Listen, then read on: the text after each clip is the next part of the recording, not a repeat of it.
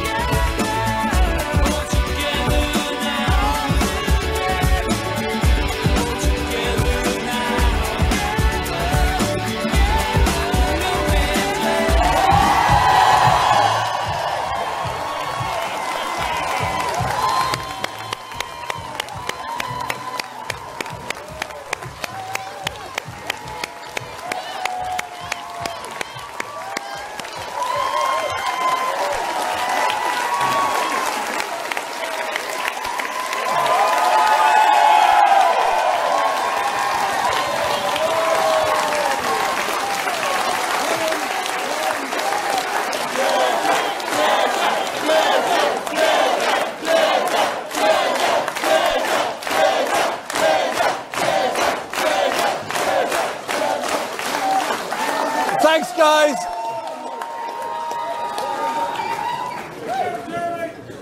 Thank you. Thank you very much, all of you, for being here today. Fantastic to see you all here today. And I say apologies to the many people who tried to come to this event, but it was already full, so they'll be following us online or on TV. Thank you to them for their support. And I hope you enjoy this event, because there's a great mood and spirit here that we're moving on to win this election. Is that right?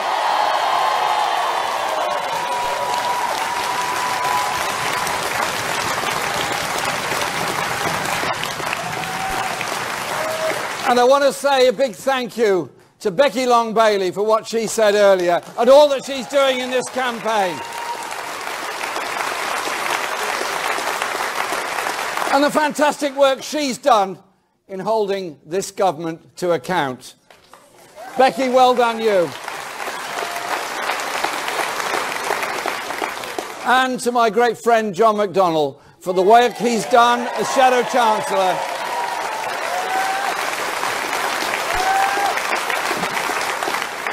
And in John, you'll have a Chancellor of the Exchequer who will do the sums, who will present the... No, that's not a joke, this is serious now. Who will do the sums and will look at all the options. But in John's mind will always be the effects of every policy we make on the most vulnerable and the poorest in our society. So his will be an economic policy that works to improve the lot of the poorest and most vulnerable in our society, not give tax handouts to those that don't need them.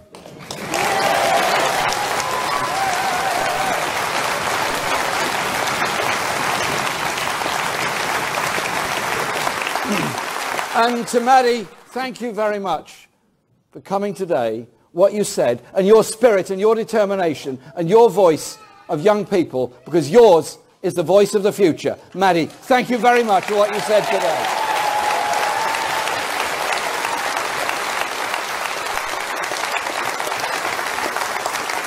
Over the last week, the dividing lines in this election have got very clear and indeed very sharp.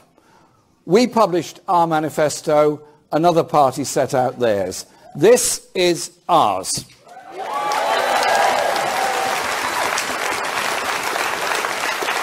Ours is detailed. Ours is a serious and effective set of proposals, and every one of the pledges in there is costed and paid for and will be delivered.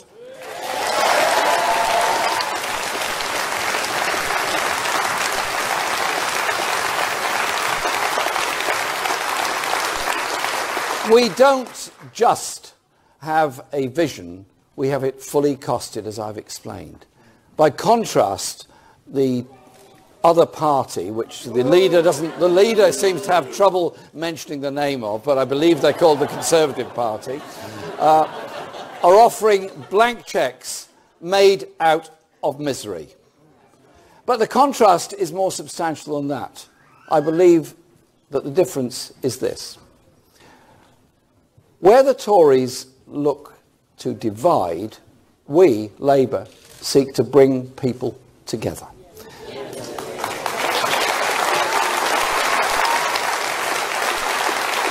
The Tory manifesto must be the most divisive for many elections.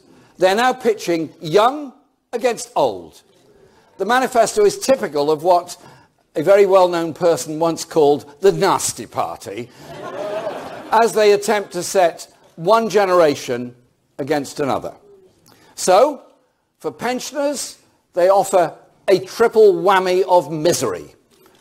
Ending the triple lock, which protects pensioner incomes, means testing the winter fuel allowance, and slapping a compassion tax on those who need social care by making them pay for it by using their homes. Some claim that cutting support for the elderly is necessary to give more help to the young. But young people are being offered no hope by the Tories either. Loaded with tuition fee debts, with next to no chance of a home of their own, or a stable or secure job. We, on the other hand, stand for the unity across all ages and all regions of this country.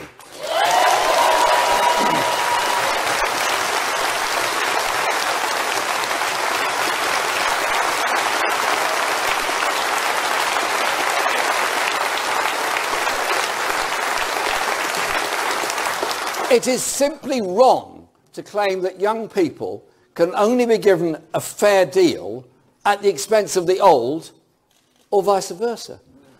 We, in this hall and in every street across the country, know that the reality is we all depend on each other.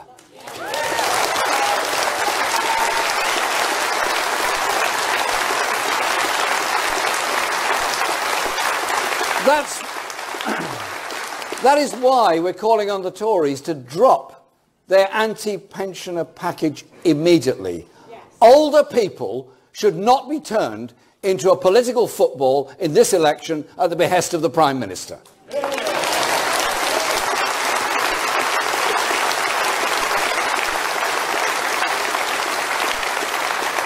And we promise that a Labour government will make education free at all levels and build the homes young people and young families need.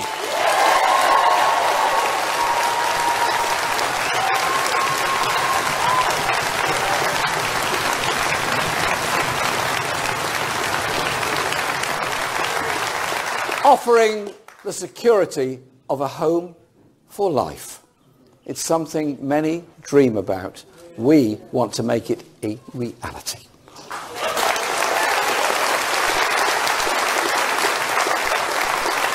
Because our manifesto, this party, stands for the many against a government by and for the few.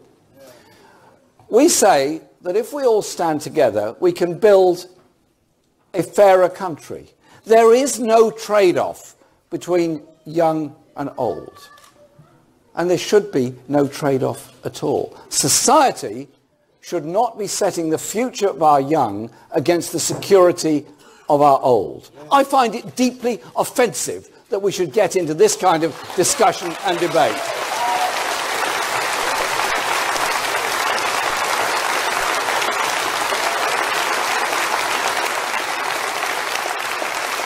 Older people who've made such a fantastic contribution to our society and in retirement continue to make that contribution in voluntary activities, in inspiring people, in supporting young people, and young people who seek the advice and solace of older people. It's not a war between generations. It's a unity of generations to create a better society for all.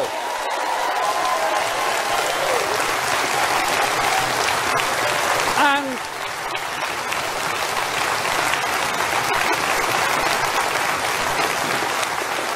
we do have the wealth in this country to create that society if we choose to do it. Our proposals will ask the top 5% of earners and the very big corporations to pay a bit more to help address these problems.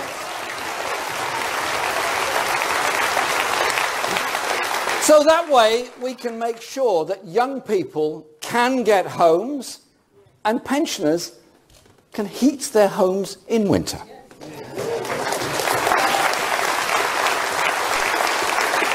That way, students can leave college without a huge burden of debt, and older people can have their income protected through the triple lock, which only Labour are guaranteeing in this election.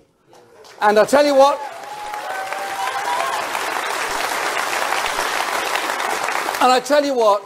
this message is getting through. Get on any bus, get on any train, go in any cafe and talk to people. The whole discussion and the whole debate is unravelling from the Tory point of view, because people are saying, hang on, why are so many young people in such stress? Why are so many older people being threatened by this government? Can't we as a society, as a country, as a people, do things differently and better? And I tell you what, we will.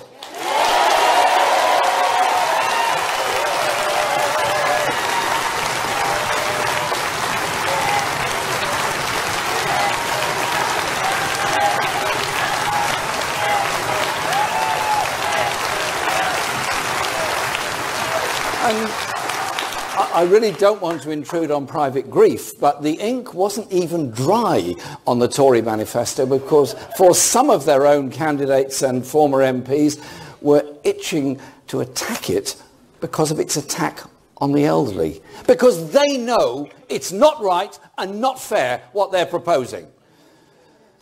They may even suspect that some people won't want to vote for it. And that will probably concentrate their minds. So I say to the Prime Minister, you have it to end the anxiety for millions of older people now. Why not try a handbrake turn, a U-turn, something like that, and you'd end up facing the right way? It's worth a try.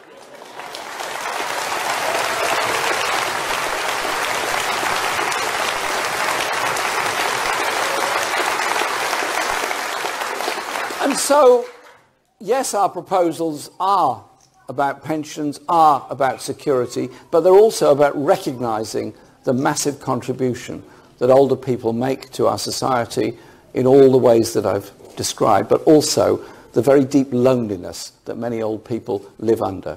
We can change our attitudes in society, all of us, to be a bit more inclusive of those suffering stress, inclusive of those that are alone. Because societies doing things together are stronger. And you know what? They achieve things together because they're stronger, because they're together.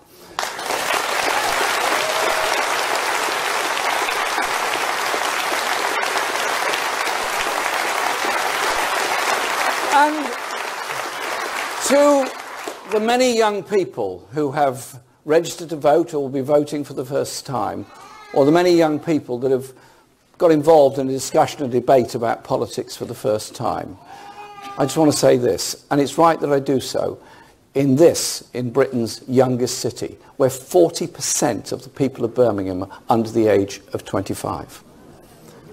But it's also a city where 10% of young people are out of work, which is more than twice the national average. In a region where poverty is increasing. Here in the West Midlands, 1 child in 3, 1 in 3 is living in poverty. Sure Start was one of the best achievements of the last Labour government.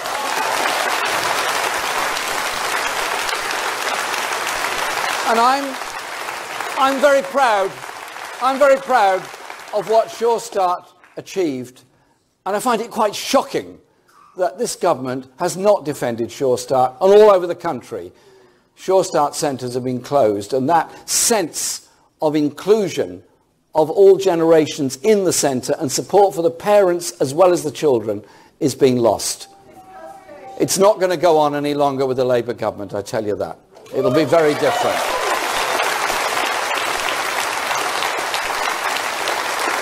So I want to build on that. Instead of cutting back on school meals, we will ensure every child gets a free school meal in primary school with no stigma as a right for every child.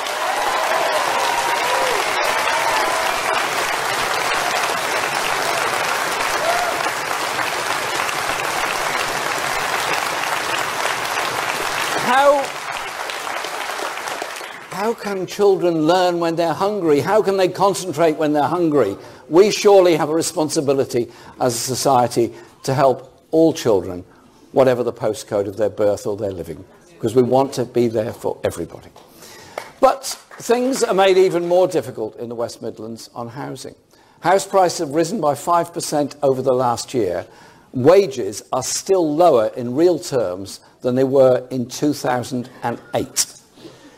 It all adds up to the worst thing for so many young people: despair and the loss of hope. Loss of hope for a decent, secure job. Hope that you will one day be able to get a home you can call your own. Hope that you can enjoy an education without the fear of crippling debt.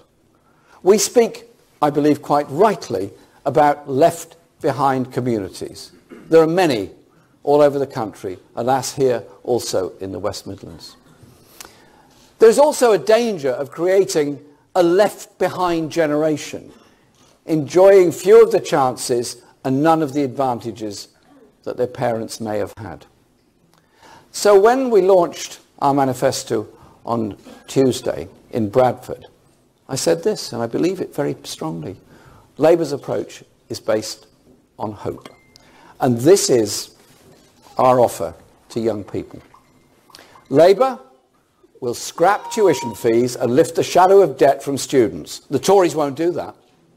Labour will invest in jobs, skills and training across all regions, including here in our traditional industrial heartland. The Tories won't do that. Labour will build more than 1 million new homes over 5 years, with more than half being social housing for rent. The Tories won't do that.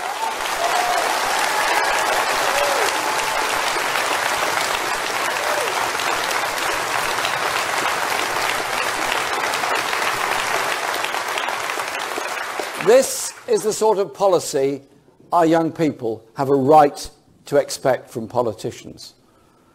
After all, in offering the next generation free education and the chance of a job and a home, we're only offering what really ought to be regarded as basic human rights.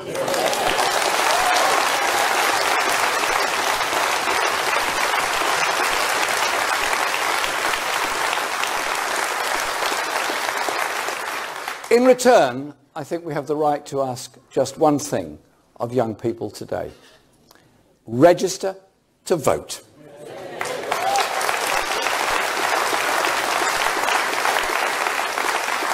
This weekend is your last chance to register, the last chance to make sure you can vote and vote Labour on June the 8th. But let me be clear to all young people. I want you to vote Labour, but above all, I want you to vote.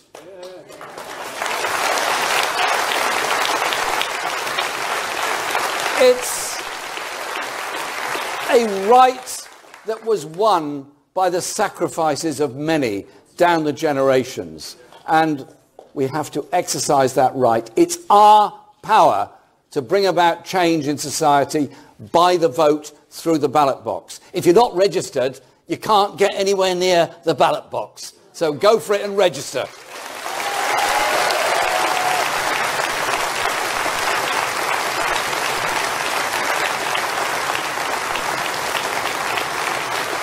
It's a right that some in the establishment would diminish or take away. So let's dispel once and for all the myth that young people are apathetic about society by getting everyone on the electoral register and then getting down to the polling stations on June the 8th. I was asked once about young people and politics and why they weren't involved. And I put it this way: I don't think young people ever left politics. I think politics left young people.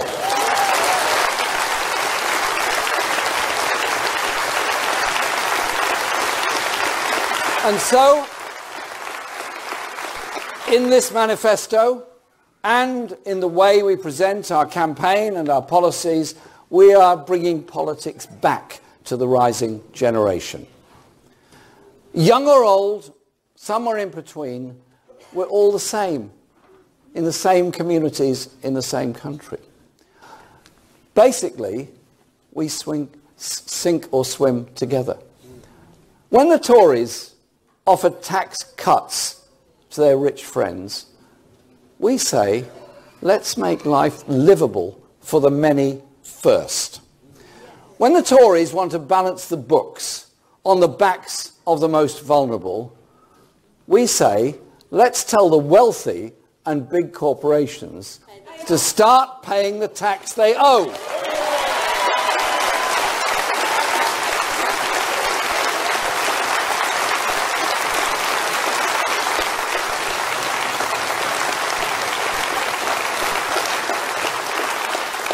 Simple choices, but ones that will make a difference to millions of people's lives.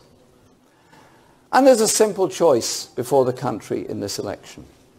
The Labour way of working for the good of the entire community, or the Tory way, which is perpetuating grotesque levels of inequality that already exist in our society. Look around you in this wonderful hall today.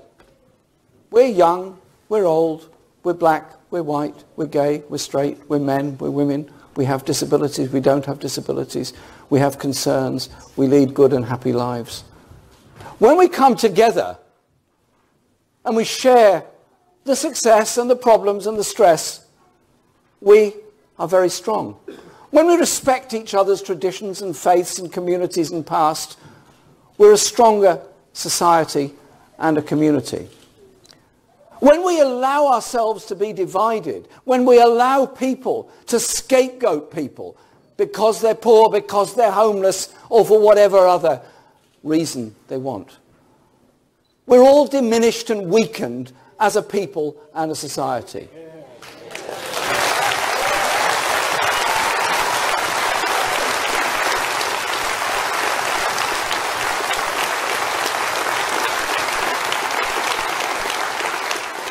Individually, all of us in this hall, if we saw somebody in distress, we wouldn't walk by on the other side. We wouldn't ignore somebody in their stress and their hardship they're going through. We would reach out and support them.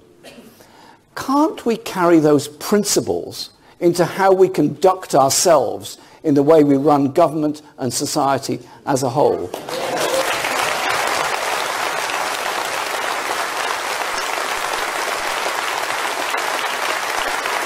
So, we don't ignore the homeless or the desperate or the lonely. We don't ignore those that are trying to get on but finding it difficult and need a bit of help and support. We don't ignore those that are having problems over housing or anything else. We instead develop policies and develop a whole attitude that reaches out to the entire population and the entire community. Because that is the way you build strong societies. Strong societies achieve great things. That wonderful post-war generation brought us the National Health Service and the welfare state and so many good things in our society. Somewhere along the line, greed took over and privatization took over and so many other things took over. And you end up... please. Took over and we ended up with a more divided society and greater levels of inequality and a government in office at the moment that is actually perpetuating greater levels of inequality were they to remain in office. I know which way I've chosen. I've chosen the Labour way of all of us doing things together. And in this election, in the less than 3 weeks till the election is held, I invite everyone to get involved in a conversation in their community, to get involved in a conversation about the kind of society and kind of world we can live in. Get involved in how we can do things together better. So,